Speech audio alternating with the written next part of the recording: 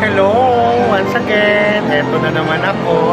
Aakyat ako sa third floor ng Kai Mall na kung saan nandun yung office namin, no? Ang North Assessor's Office. May papakita ko sa iyo sa likod ko, ayan. So, under construction pa rin ang third floor. Okay? Kailangan yumuko para hindi sumama. Papakita ko ngayon ang kabuuan ng third floor. Okay. Ayan, yan hagdanan packet sa third floor. O, kita mo yung mga kisame, ginagawa pa rin. Talagang under construction yung buong third floor pa. So, yung elevator, galing ako dyan umakyat. Tingnan nyo yung buong paligid. Dito banda ang gagawin isang sinehan. Okay?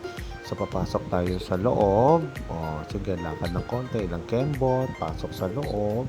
Matatanaw mo na yung ating Caloocan City Hall North.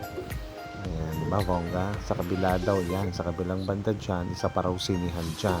Pero under construction pa talaga yung mga kisame. So, ayan, marami na nag-uwian. O, bongga, diba? Malinaw na malinaw. Pero pag nagawa yan, tingin ko bonggang-bongga na to. Yung lugar na, yung area ng third floor na to. So, gawin tayo banda rito.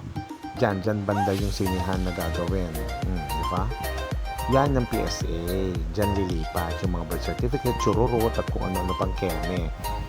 So, ayan, di ba? Kita mo naman. Ang ganda tingnan. O, ngayon papasok tayo. Sarado ng entrance. Kaya sa exit na lang tayo papasok. So, hello mga Kuya Guards. O, yun. Kita nyo, tanaw nyo sa bandang dulo. Banda doon ang City Assessment Department namin. Okay, pasok tayo sa loob. May mga tao pa. Nandiyan pa yung mga kasamahan ko na yun. Si Don Ramon, binigyan ako ng biko. Yun yung table ko. Kita nyo? O sige, hanggang dito na lang.